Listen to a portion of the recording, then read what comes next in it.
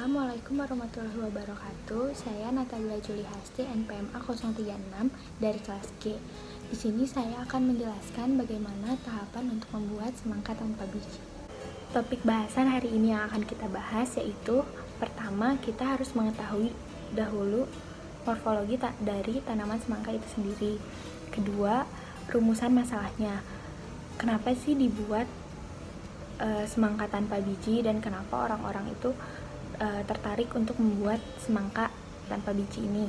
Ketiga, yaitu proses pembentukan semangka tanpa biji. Jadi hal pertama yang harus kita ketahui yaitu morfologi tanaman semangkanya.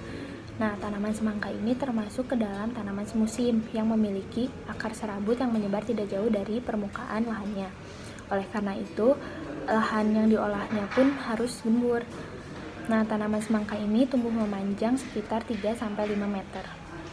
Lalu ukuran daun semangka tanpa biji ini pun memiliki ukuran yang lebih besar dan lebih tebal dibandingkan semangka pada umumnya. Dan daun semangka tanpa biji ini tuh terletak berseberangan dan berbentuk caping dengan tangkai yang panjang. Setelah itu bunga ini tergolong uniseksual, dalam arti satu bunga hanya memiliki bunga jantan saja atau bunga betina saja. Serbuk sari pada bunga jantan semangka tanpa biji hanya sedikit, bahkan seringkali tidak mampu melakukan penyerbukan sendiri. Oleh karena itu, penyerbukan semangka tanpa biji membutuhkan bunga jantan dari semangka yang diploid dengan cara penyerbukan bantuan, yaitu dibantu dengan manusia. Setelah itu, pada batang terdapat 2 cabang yang produktif yang mampu menghasilkan 1-2 buah pada 3 cabang yang dipelihara secara baik. Nah, biasanya buahnya itu berbentuk bulat. Kita masuk ke dalam rumusan masalah.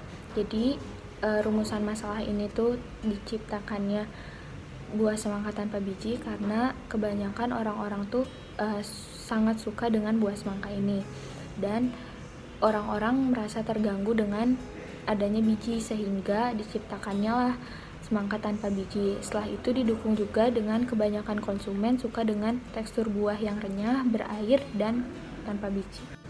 Nah, sebelum kita mengetahui tahapan untuk membuat semangka tanpa biji, kita harus mengetahui apa arti dari poliploidi itu sendiri.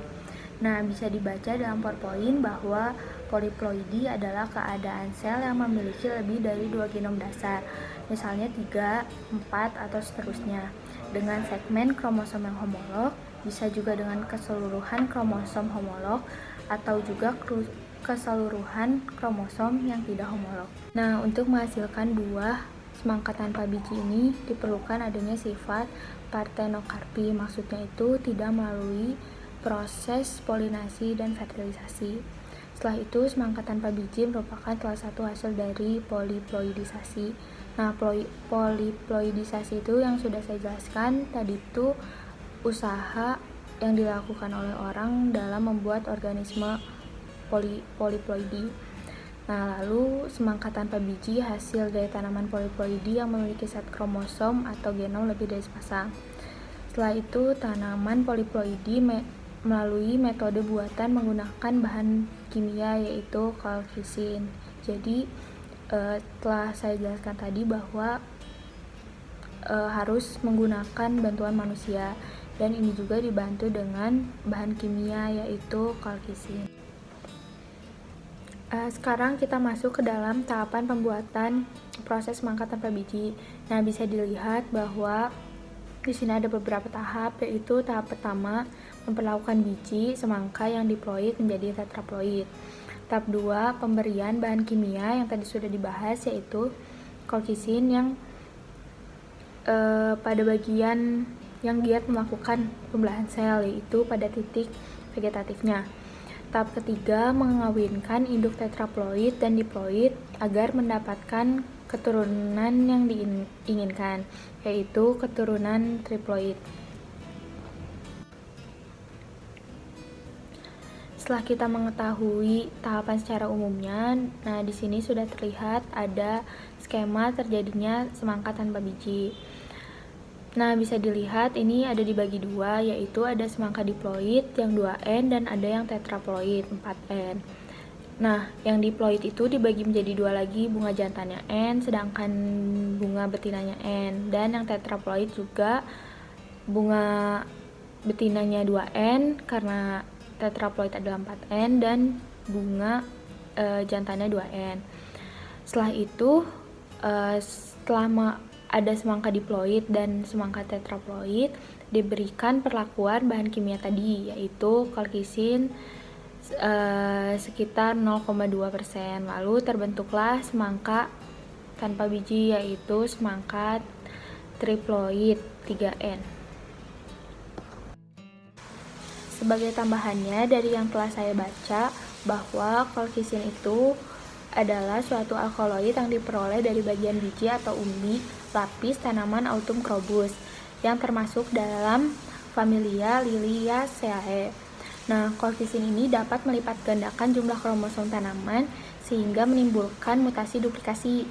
Sifat daya mutasi kolkisin ini yang digunakan untuk mengubah tanaman semangka diploid yang tadi 2N menjadi tanaman tetraploid, yaitu 4N.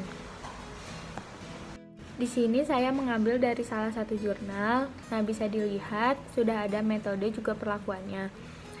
Nah, ada bahan dan alatnya. Bahannya yaitu di sini kita memakai semangka cultivar R11, yaitu koleksi Balitwood tropica.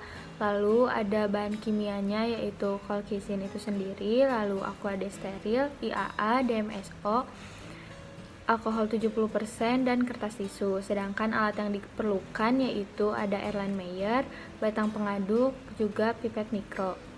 Nah, dalam perlakuannya kita tuh menggunakan 3 tingkatan konsentrasi kolkisin, yaitu 0,4, K1, 0,5% K2, dan 0,6% K3.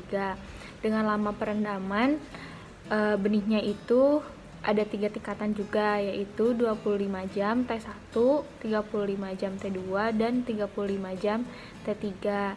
Nah, di sini menggunakan 9 kombinasi, bisa dilihat. Sebagai tambahan, kolkisin juga perlu diencerkan dengan menggunakan alkohol 70%. Nah, caranya itu si kolkisinnya ditimbang 100 mg. Setelah itu dilarutkan dengan 100 ml alkohol 70% dalam tabung Erlenmeyer. Lalu IAA ditimbang 100 mg, kemudian dilarutkan dalam 100 ml aquades steril dalam tabung Erlenmeyer. Lalu larutkan stok DMSO, juga larutkan dengan aquades steril. Cara pelarutannya yaitu DMSO diambil 0,1 ml dengan menggunakan pipet mikro, kemudian dilarutkan dalam 100 ml aquades steril dalam tabung Erlenmeyer. Masuk ke dalam tahapan perendaman biji. Nah, biji yang dipakai itu yaitu biji yang sehat dan bernas. Biji kemudian dicuci dengan aquades steril dan dimasukkan ke dalam tabung Erlenmeyer. Jumlah biji untuk setiap perlakuan itu diambil 90 biji. Selanjutnya, perendaman dituangkan seperlunya ke dalam tabung Erlenmeyer sesuai perlakuan, yaitu yang tadi 25 jam, 30 jam, dan 35 jam. Setelah itu masuk ke dalam perkecambahan. Nah, di perkecambahan ini tuh biji yang telah direndam dikeluarkan dari tabung Erlenmeyer, lalu diletakkan di tisu setengah basah, kemudian ditutup lagi dengan tisu setengah basah. Diusahakan tisunya tidak terlalu basah agar biji tidak busuk. Nah, biji dikecambahkan maksimal 2 hari dalam kotak inkubator dengan suhu 30-35 derajat Celcius dengan kelembaban 80-85%. Setelah itu ada pembibitan dan penanaman. Nah, biji yang telah tumbuh akarnya ditanam pada polybag 10x15 dengan media tanam tanah, pasir, dan pupuk kandang dengan perbandingan 1:1:1. Biji semangka siap ditanam di lapangan pada umur 24 hari setelah pengecambahan. Setelah itu masuk dalam tahap penyiapan tanam. Di lapangan dimulai dengan pembersihan lahan dengan pembuatan guludan yang berukuran panjang 10 meter, lebar 3 meter, dan tinggi 80 cm dengan jarak antar guludan 80 cm.